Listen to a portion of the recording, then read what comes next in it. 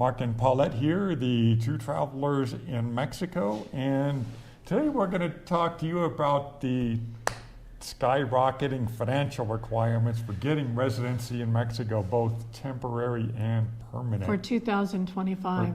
Each consulate has its own website and the requirements may vary. Some consulates require original financials.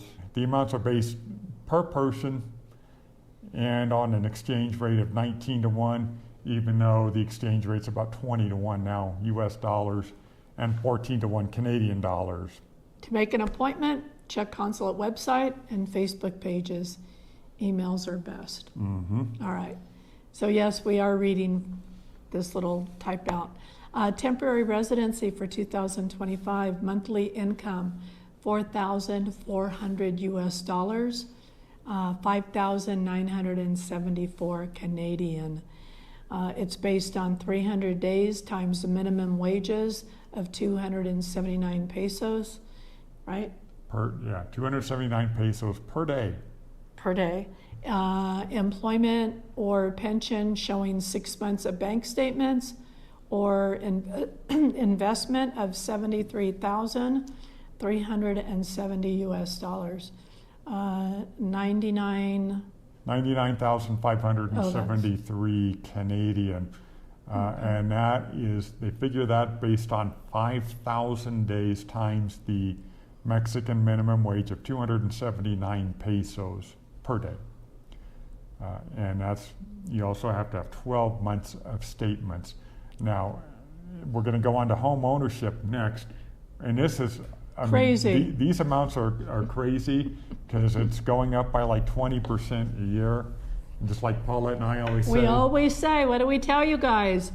If you can do it now. Don't wait. You keep waiting, you're never going to be able to get your temporary or permanent residency in Mexico. I'm telling you. Don't wait. Right. Okay. So, now for more crazy numbers. Here. Home ownership in Mexico, it has to equal 11,100,000 pesos. And that's figured at 40,000 working days times the minimum wage in Mexico of 279 pesos. And that is per person. So if two of you are applying, you got to have 22,200,000 pesos in value.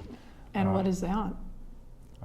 What does that come out to? That's well over $1 million. It's like 1.1 million US dollars. Yeah, that's crazy. He didn't figure it out for Canadian though. No. You'll also need a deed and a copy. If two people are on the title, like I said, home value needs to be double that. Now, that is insane. We're going to move on to permanent residency, which the financial requirements are pretty identical to the temporary residency. The caveat being is that the consulates in the U.S., if you're applying to go directly to permanent residency, they're going to expect that you're retired and can show pensions for going into your bank for at least 6 months, or Social Security payments. If you're not yet retired, the monthly income required is 7,323 US, 9,957 Canadian, and that's figured at 500 days times the Mexican minimum wage of 279 pesos. Employment or pension showing 6 months of bank statements or investments totaling $293,500, 397,615 Canadian dollars, and that's based on 20,000 days at the Mexican minimum wage of 279 pesos per day. And you have to have 12 months of individual bank statements. The cost is going up, the requirements are going up exponentially every year. Really? I mean, we could never afford it now. Yeah, we couldn't qualify now. I mean, we could qualify for temporary now, but it's gone up. The requirements are now 3 times what they were 5 years ago when we first applied and well, were accepted. If I did it on my own, I couldn't acquire for the monthly income of 4,400 US a month. And this is based on... That's right, because you're relying on the sugar daddy's income. This is based on net, right? Yeah, net. Mm-hmm. Right? Yeah. Yeah, your net income, not your gross. not before taxes, after taxes. So keep that in mind. That's a lot of money, $4,400 US a month for temporary residency. Yeah, that's, like I said, it's going up a crazy amount, and it goes up, based on the number of working days of Mexican minimum wage, and a minimum wage has been going up by like 20% a year.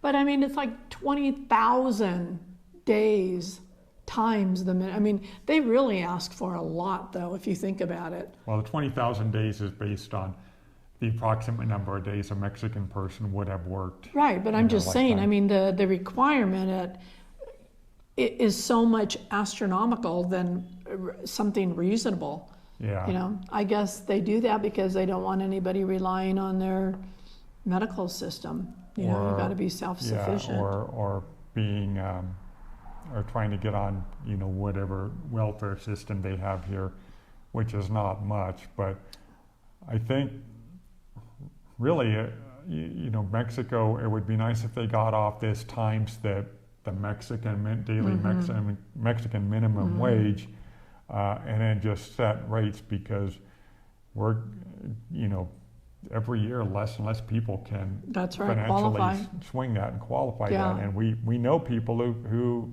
missed out in the past have not been able to qualify. Right, and now with it being astronomically high, look at that. Yeah. I mean, that's just insane. That is just insane. So we tell you guys all the time, if you have investments and you can do it and you're still working, do it now. Right. Do it now. Get the process started now. I mean, I know a lot of you are still waiting to retire, but I'm telling you, that's an astronomical amount of money on what's required for 2025. If you're just thinking, I'll just wait a little bit longer, well, good luck with that. Let me know how that works out for you, because this is, like I said, this is crazy. I mean, the requirements that they ask for, though, I think are just super high. Super high. That's the way that Mexico has it set up. Until they get off this system, it's going to be very difficult for people now and in the future, certainly. To be able to qualify for these things. I mean, in the future, I can't even imagine. What are you going to have? $10,000 a month? Yeah. And we know many people cannot qualify for that. I mean, unless you've done some really, really, really good investing, and you come over that way, that's one way to do it. Yeah. But we know so many people that don't have a lot of investment. I mean, there's people that are hardly even getting by, in the U.S. Yeah. And have to move to other countries. Yeah. Because they just can't do it, especially at retirement age. And they certainly can't come here now. Most people in the U.S., they have some Social Security. Some. I was one of the fortunate ones to work for a government agency, so I also have a pension in addition to my Social Security. But pensions are unheard of today. Yeah, I'll tell you that. Like on these requirements, I don't know how anybody qualifies just based on Social Security alone. There's no way. So. There's no way. There's no way that you could do it. You would have to do it based on the investment. And if you have almost $300,000 in investment, and you can prove that for 12 months worth of statements, you can qualify that way. Yeah. Which would probably work for some people. Yeah. Or we know some people that have, as an example, sold their house, and now they're waiting for, they've got the money in the bank, and now they have to wait for 12 months so that they can show 12 months worth of that money being in the bank, and then hopefully, they can still qualify next year. Yeah. So. I mean, I say, as always, do it as soon as you can, you guys. I mean, if you've sold your house and you've got almost $300,000 sitting in there, it's got to be sitting in there for about a year, because you got to show the proof that it's been in there for a year to qualify, and that's for the permanent. For the temporary, it's you have to show investments of $73,000 $370 US, which, you know, I think probably more than half people could probably show something like that. Yeah, maybe. I would think. Maybe. Depends on, you know, your life, you know, what happened. I mean, have there been, you know, a lot of different scenarios where that may be totally impossible for a lot of people too, Right. you know? Or they've incurred some medical issue, as an example, that has drained their bank account. Yeah. Something, you know, some unfortunate circumstance like that. So, again, if you can qualify now, do it now, even if you're not quite ready to retire yet. At Do least it on start the investments process if you can. Yeah. And try different consulates. You know, not all of them are the same. Yeah, especially from what I read, if you're trying to go directly to permanent residency, some consulates will expect that you're retired. So you may have to consulate shop to find, you know, a consulate that will qualify you for permanent residency Based on investment based money. on investments, or if you're still working. Yeah, and that's a good question to ask on different Facebook expat pages, information like that, Yeah. I think. All right. All right, well, as always, from the Two Travelers of Mexico, What she did. bye guys. Bye.